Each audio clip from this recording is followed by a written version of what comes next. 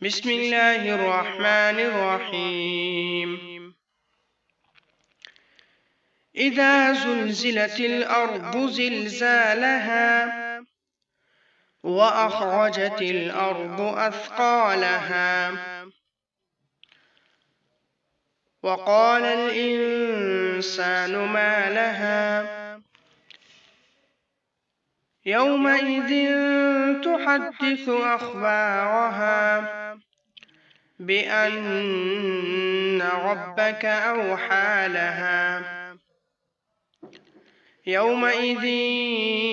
يصدر الناس أشتاتا ليروا أعمالهم فمن يعمل مثقال ذرة خيرا يره ومن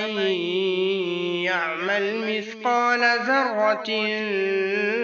شرا يره